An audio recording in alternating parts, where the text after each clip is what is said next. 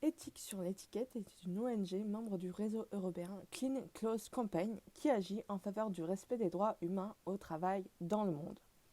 Je suis partie à la rencontre de Nella Ajaltouni, coordinatrice d'éthique sur l'étiquette. Elle a réagi Je au coordonne un collectif qui s'appelle D'accord. Éthique sur l'étiquette, qui regroupe des ONG, des syndicats et des organisations de défense des consommateurs français et qui défend les droits des travailleurs dans le secteur mondial de l'habillement textile. Et donc on fait pression sur les grandes marques d'habillement pour qu'elles respectent les droits fondamentaux des travailleurs et on cherche à renforcer aussi les lois qui incombent aux multinationales, à renforcer les lois qui s'imposent aux multinationales.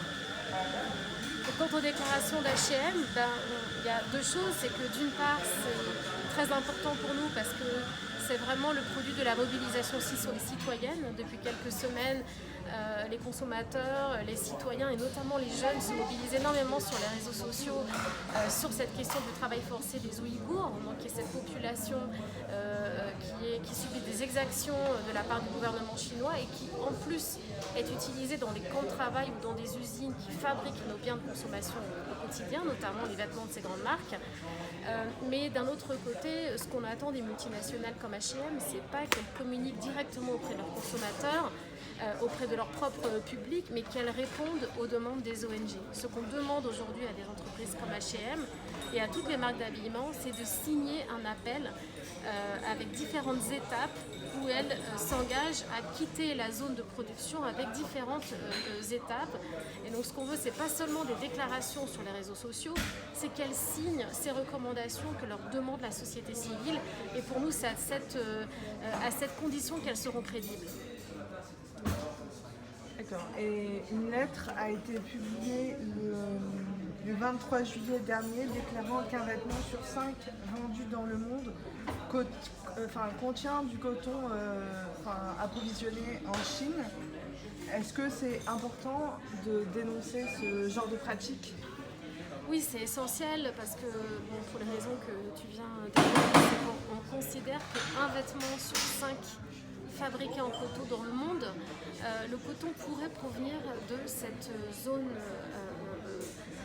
autonome ouïghour où il y a du travail forcé généralisé.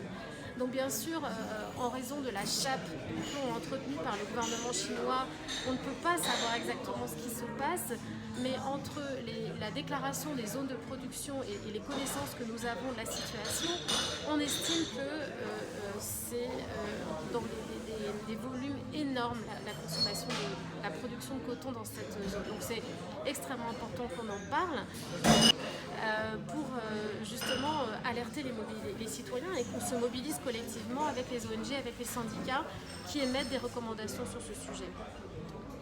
Est-ce que tu penses qu'il y a une réelle volonté dans l'industrie du textile de réduire son impact sur la planète?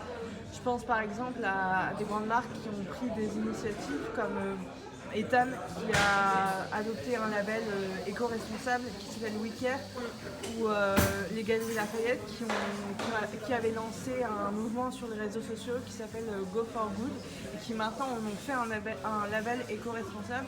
Est-ce que tu penses qu'il y a une réelle volonté de la part de l'industrie du textile de se mettre à jour, on va dire? Au social. Ce qui est manifeste, c'est qu'il y a une multiplication des initiatives volontaires des multinationales. C'est-à-dire que chacune développe ce qu'elles appellent des labels. Or, ça ne correspond pas du tout à la définition d'un label.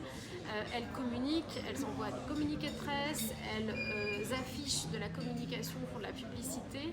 Je pense qu'il y a une prise de conscience parce que leurs consommateurs le demandent et qu'aujourd'hui elles ne peuvent plus vraiment ignorer le fait que la majorité des consommateurs commencent à avoir cette prise de conscience et réclament des vêtements fabriqués autrement.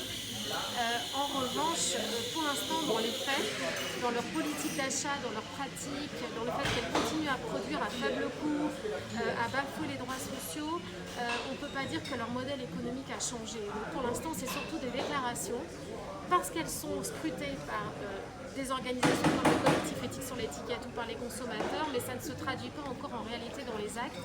C'est pour ça qu'il faut continuer la pression. Et est-ce que tu penses qu'à terme, l'industrie du textile va pouvoir aller vers une mode plus 100% éco-responsables et vers avec toujours cette prise de conscience justement parce qu'elles sont un peu leur clientèle n'achète plus des vêtements fabriqués en Chine ou fabriqués au Bangladesh ou en Turquie par des petits enfants qui sont des enfants ou des femmes d'ailleurs qui sont payés une misère. Donc est-ce que tu penses que c'est aussi une volonté, une volonté de la part du consommateur de signaler à la marque qu'elle fait une erreur. On espère que l'industrie changera, c'est notre combat. Mais pour ça, encore une fois, il faut qu'elles prennent conscience. Alors là, on parle de très grandes multinationales. Quand on parle d'H&M, de Primark, d'Auchan, de Zara, on parle d'entreprises qui font des profits, qui ont des moyens et qui ont construit ce qu'on appelle un modèle économique, c'est-à-dire une façon de produire qui est fondée sur de la main-d'œuvre à très bas coût dans des pays où elles sont sous-payées. Donc en effet, l'industrie de l'habillement, c'est 85% de jeunes femmes dans le monde qui fabriquent les vêtements. Donc il ne suffit pas encore une fois d'engagement et aujourd'hui le consommateur n'a pas les armes tout seul pour faire pression et faire basculer ces mastodontes. Pour ça il faut des lois, il faut des règles, il faut qu'une entreprise soit responsable juridiquement des violations des droits fondamentaux, des mauvaises conditions de travail, des impacts sur l'environnement de sa production. Donc c'est ça qu'on cherche à faire. Par la pression citoyenne, on cherche à les faire bouger de modèle. Il faut que H&M, que Primark et que Auchan cessent de produire en volume et à tout petit prix pour vendre à des prix indécents parce que c'est derrière de l'exploitation humaine qui est encouragée. On a les moyens de produire autrement. Il faut qu'on augmente les salaires dans ces pays de production textile. C'est pas normal qu'un travailleur gagne 60 ou 80 euros par mois, comme c'est le cas au Bangladesh, parce qu'il est sous-payé, il ne peut pas vivre de ce salaire. Et parallèlement, il faut qu'on augmente, qu'on accentue les lois, les sanctions sur ces multinationales. Et ça, c'est le cœur de notre travail au collectif éthique sur l'étiquette, faire en sorte qu'on ait une directive européenne et puis un traité au niveau des Nations Unies pour qu'un donneur d'ordre soit responsable des impacts sociaux et environnementaux et que ce ne soit pas le consommateur qui paye ou les travailleurs du Bangladesh qui payent, mais bien l'entreprise pour ses comportements irresponsables. On doit pouvoir produire autrement dans l'aliment.